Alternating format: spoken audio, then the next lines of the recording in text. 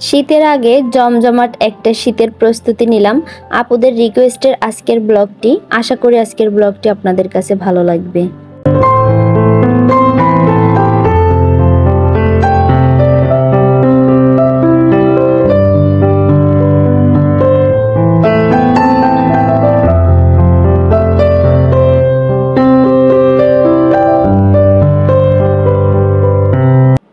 আসসালামু আলাইকুম এভরিওয়ান, কেমন আছেন সবাই? আশা করি আল্লাহর রহমতে সবাই ভালো আছেন। আজকের ব্লগ ভিডিওটা শুরু করেছি আমার ভাঙা একটা হাঁসের ঘর দিয়ে। তো ভাঙা হাঁসের ঘরের ভিতরে এই যে দেখেন আমি অনেকগুলো গুপ্তধন পেয়ে গেলাম। এগুলো হচ্ছে আমার সোনার ডিম পাড়া হাঁস।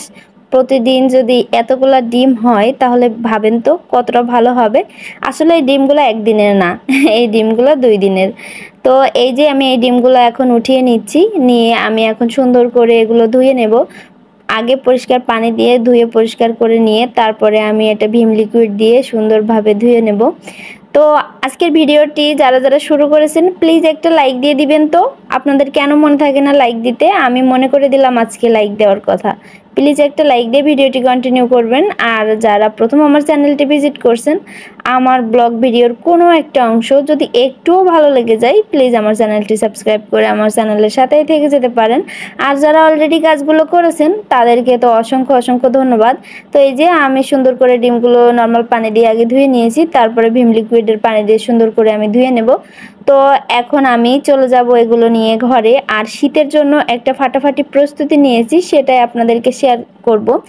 অনেক দিন আগে শাহিনুর সিদ্দিকা আইডি থেকে আমার শাহিনুর বুবু আমাকে রিকোয়েস্ট করেছিল যে এই ভিডিওটা দেওয়ার জন্য, কিন্তু আমার ভিডিও শ্যুট করে রেখেছিলাম, সময় সুযোগের অভাবে ভিডিওটি দেওয়া হয়নি। এই যে আমার গাছের শিমুল তোলা, আর এই তোলাটা কিভাবে প্রসেস করতে হয় সেটাই আমার বুবুজান আমার কাছে জানতে চেয়েছিল আর দেখতে চেয়েছিল যে এই তোলা কিভাবে মানে শুকাতে হয়, কিভাবে লেপ তৈরি করতে হয়, ফুল প্রসেস দেখতে চেয়েছিল। তো আমার ল্যাপটা এতদিন তৈরি করা হয়নি, আজকে করব, ওই কারণে আমি এই ভিডিও ক্লিপসটুকু রেখে দিয়েছিলাম আমার কাছে অনেক দিন আগের। এটা চৈত্র মাসের ভিডিও ক্লিপস।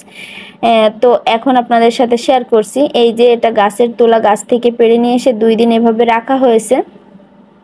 তারপরে এই যে এখন আমি সহ আমার ভাসুরের মেয়েরা সুন্দর করে এটা বেছে নিচ্ছি। বেছে নিয়ে এইভাবে হাত দিয়ে একটু তুলাটা ছাড়িয়ে দেওয়ার চেষ্টা করছি, কারণ দলা অবস্থায় যদি রোদে দেওয়া হয় সেক্ষেত্রে রোদটা ভালো করে ভিতরে ঢুকবে না, শুকাতেও অনেকটা দেরি হবে। আর এইভাবে যদি দলাটা ভেঙে দেওয়া হয় দ্রুত শুকিয়ে যাবে আর আমার কাজটাও খুব সহজে হয়ে যাবে। আমরা সবাই মিলে একসাথে বসে তুলাটা বেছে নিচ্ছি আর অনেক গল্প করছিলাম, হাসাহাসি করছিলাম। আর এই তুলাটার গায়ে দেখেন কালো কালো হয়ে গিয়েছে। এই তুলাটা কিন্তু সবুজ রঙের থাকে, আর এটা বস্তার ভিতরে একদিন রেখে দিলেই এভাবে কালো হয়ে যায়। আর এটা বাছার পরে কিন্তু নখ হাত একটু লালচে লালচে হয়ে যায়, একটু কালচে কালচে ভাব হয় আর কি। পরে সাবান দিলে অবশ্য উঠে যায়। এই যে সবুজ রঙেরও কয়েকটা আছে। তো এখন আমি এগুলো সুন্দর করে সবাই মিলে কষ্ট করে একটু বেছে নিচ্ছি। আর এটা বাছা প্রসেস করা খুব কষ্টের, আর এর মাঝে কিন্তু বড় বড় পোকা থাকে।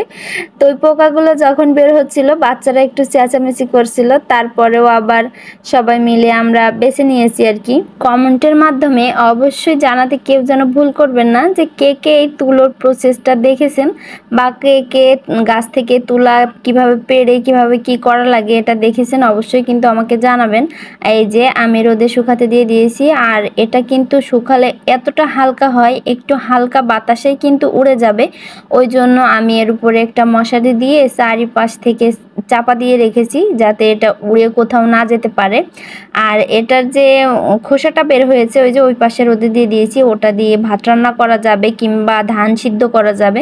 তো আমি তো মাটির চুলায় তেমন একটা রান্না করি না, তো আমি এটা ধান সিদ্ধর কাজেই ব্যবহার করব। আর এই যে দেখেন আমার কত সুন্দরভাবে তোলাটা শুকিয়ে গিয়েছে।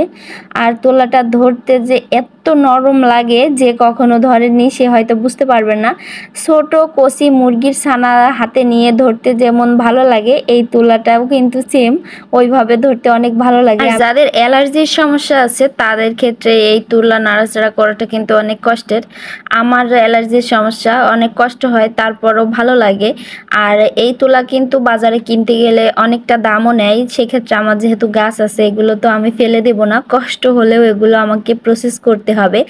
আর এমনিতেই শীতকালে আমাদের গ্রামে তো প্রচুর শীত পড়ে, শহরের তুলনায় গ্রামে একটু শীত বেশিই পড়ে। তখন কিন্তু কম্বল পুরো কম্বলই নেন না কেন, 2টা কম্বল নিলেও কিন্তু অতটা শীত মানাবে না। যখন আপনি একটা শিমুল তুলার লেপ গায়ের উপর দিয়ে দিবেন তখন কিন্তু আপনার একটা আরামের ঘুম হবে। আর এই শীতকালে আরামের ঘুমটা তো অনেকটা জরুরি, তাই না? আর এই শিমুল তুলার লেপটা এত নরম হয়, একদম কমফোর্ট যেমন নরম হয়, কমফোর্টের মতো এটাও নরম হয়। কমফোর্ট বলেন আর কম্বল বলেন, যেটাই বলেন না কেন, অতিরিক্ত তীব্র শীতে কিন্তু শীতটা মানাবে না যদি একটা শিমুল তুলার লেপ থাকে। সেই ক্ষেত্রে আপনার যে এত রিল্যাক্সে ঘুম হবে, যারা কখনো এই শিমুল তুলার লেপের নিচে ঘুমাননি একবার ঘুমিয়ে দেখবেন কতটা রিল্যাক্সে আপনি ঘুমাতে পারবেন। আর যারা ঘুমিয়েছেন তারা তো এর স্বাদটা বোঝেনি। তো এই যে আমার তুলাগুলো শুকিয়ে গিয়েছে, আমি এখন বস্তায় ভরে নিচ্ছি।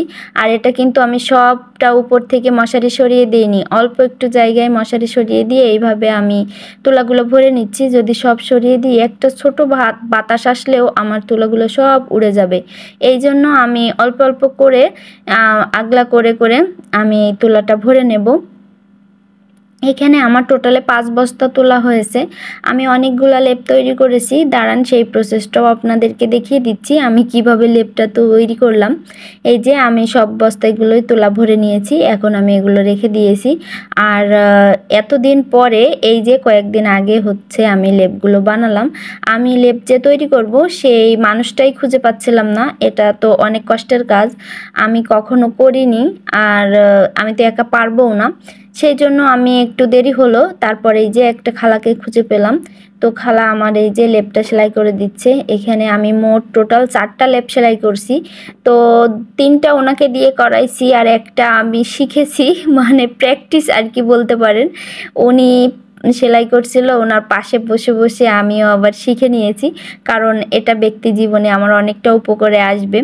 আর শহর অঞ্চলে কিন্তু অত লেপের প্রয়োজন হয় না, কিন্তু গ্রামের শীতটা অনেক বেশি, আমি বারবারই কথাটা বললাম, কারণ গ্রামের শীত বেশি শহরের তুলনায়, সেক্ষেত্রে লেপ না হলে কিন্তু আমাদের চলেই না। ওই জন্য সবসময় লেপ দরকার। আমার আগের অনেকগুলো লেপ আছে, তারপরেও এই তুলাগুলো আমি কি করব, এখন বিক্রিও করব না। আর আমার তুলা গাছটা যদি ভবিষ্যতে মরে যায় তখন আমি আবার আমার কিনে তুলা ব্যবহার করা লাগবে, আর এই তুলাগুলো কিনতে কিন্তু অনেকটা দাম নেয়। আর এক একটা লেপে আপনার 6 কেজি 7 কেজি করে তুলা ব্যবহার করা হয়। আমি বেশি দিইনি, আমি এক একটাতে 6 কেজি, কোনোটাতে 5 কেজি এভাবে দিয়েছি। বেশি ভারী হলে আবার গায়ে দিতে কষ্ট হয়। এই যে এখানে কিন্তু ভিতর দিয়ে আবার আরেকটা করে লাইন যাবে, প্রথমে একটু গ্যাপ গ্যাপ করে সেলাই করে নিচ্ছে, তারপরে এই যে ভিতর দিয়ে কিন্তু আবার কুচি কুচি সেলাই গিয়েছে, দেখলেই বুঝতে পারছেন। আর ছাদের উপরে রোদ উঠে গিয়েছে, ওই জন্য আবার নিচে নিয়ে চলে আসছে। তো এখন নিচেই বসে এই লেপটা সেলাই করছে। 3 দিনে উনি 3টা লেপ সেলাই করেছে, আর আমি পাশে বসে এই দেখেন একটা পাগলা টাইপের লেপ সেলাই করে নিচ্ছি। তো এটা আমি নতুন কাপড় দিয়ে সেলাই করছি না, কারণ যদি আমার নষ্ট হয়ে যায় সেক্ষেত্রে আমার কাপড়ের টাকাটাই লস হয়ে যাবে। আমি আমার বাসার যে বিছনা চাদর আছে ওই বিছানা চাদর দিয়েই আমি একটা লেপ তৈরি করে নিচ্ছি। আর এই যে এই পাশে খালা বসে সেলাই করছে, ওনাকে দিয়ে আমি নতুন নতুন কাপড় কিনে সুন্দর করে সেলাই করে নিচ্ছি। আর আমি যেহেতু ওটা শিখছি, ছোট্ট করে একটা সেলাই করেছি, কয়েকদিন গায়ে দিলে দেওয়া যাবে, না হইলে আমি ওটা আবার খুলে ফেলে নতুন কাপড় দিয়ে আবার সুন্দর করে সেলাই করব। ওই জন্য ওনার পাশে বসে উনি আমাকে খুব সুন্দর করে শিখিয়ে দিয়েছেন। আর মাশাল্লাহ আমি পুরো লেপটাই সেলাই করতে পেরেছি। এই দেখেন প্রথমে বাঁকা হয়ে যাচ্ছিল, তারপরে আবার উনি শেখানোর পরে আবার একটু সোজা হয়েছে।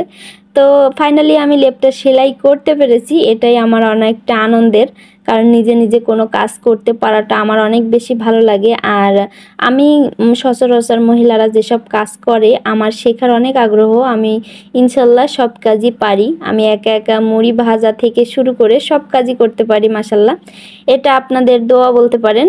আর এই যে এখানে আমি রান্না বান্না করে নিচ্ছি দুপুরের জন্য, এখানে পুঁই শাক দিয়ে মাছ দিয়ে রান্না করছি, আর একটা ভর্তা বানিয়ে নেব।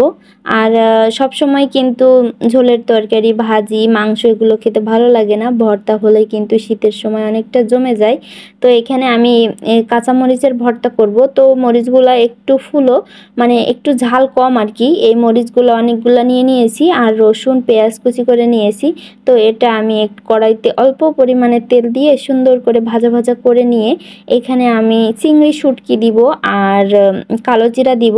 এই দুইটা দিয়েই আমি মজাদার করে একটা ভর্তা বানিয়ে নেব। তো এই যে আমি এখানে তেল দিয়ে দিচ্ছি, তেলের ভিতরে আমি বাকি সব উপকরণগুলো দিয়ে সুন্দর করে নাড়াচাড়া করে ভাজা ভাজা করে বেটে একটা দারুণ ভর্তা তৈরি করে নেব। এই পর্যন্ত কে কে আছেন আমার সাথে জানি না আমি, তো যারা যারা আছেন তাদেরকে অসংখ্য অসংখ্য ধন্যবাদ আমার সাথে থাকার জন্য, আমার পুরো ভিডিওটি দেখার জন্য। তো এই যে এখন ভর্তাটা বানিয়ে নিচ্ছি, আপনারা দেখতে থাকুন কত সুন্দর করে আমি ভর্তাটা বানিয়ে নিই। আমার একটা ভিডিওতে আমার একটা আপু কমেন্ট করেছিল যে আপু আপনার কথা বলার মাঝে আঞ্চলিকতার টান পাই। তো আপু আমি তো গ্রামে থাকি, এই জন্য আমার গ্রামের আঞ্চলিক ভাষাটা কিন্তু আমার মুখে চলে আসে। যখনই কথা বলি আমার আঞ্চলিক ভাষাটাই আমার কথা বলতে স্বাচ্ছন্দ্য বোধ করি, আর আমি আঞ্চলিক ভাষাতেই কথা বলি। কারো যদি শুনতে খারাপ লাগে প্লিজ ক্ষমা সুন্দর দৃষ্টিতে একটু শুনে নেবেন। তো এই যে আমি এখানে শুটকিটা দিয়ে দিয়েছি, দিয়ে একটু ভাজা ভাজা করে মাঝখান থেকে একটু গ্যাপ করে নিয়ে এই যে আমি কালো জিরা দিয়ে দিচ্ছি। তো এই কালো জিরাটাও এখন একটু এর সাথে ভাজা ভাজা করে নিলেই হয়ে যাবে। আর কালো জিরা দেওয়ার পরে বেশি ভাজার দরকার হবে না, বেশি ভাজলে আবার তিতা হয়ে যায় ভর্তাটা। অল্প একটু ভেজে নেব আমি, নিয়েই আমি নামিয়ে নেব। তো যারা যারা কষ্ট করে ধৈর্য ধরে আমার ভিডিওটি দেখেছেন সবাইকে আমি অসংখ্য ধন্যবাদ জানাচ্ছি। আর এই যে আমার ভর্তাটা বেটে নেওয়া হয়ে গিয়েছে। আর এই ভর্তাটা সবসময় শিলপাটায় বেটে নিয়ে ভর্তা করলেই বেশি ভালো লাগে, ব্লেন্ডারে ভর্তা করলে একটু পাঞ্চে টাইপের হয়ে যায়, খেতে অতটা টেস্টি হয় না। আর এই যে ভর্তাটা দারুণ হয়েছে, দেখলেই বোঝা যাচ্ছে। তো সবার কাছ থেকে আমি এখন বিদায় নিয়ে নিচ্ছি। সকলে ভালো থাকবেন, সুস্থ থাকবেন। আল্লাহ হাফেজ, আসসালামু আলাইকুম।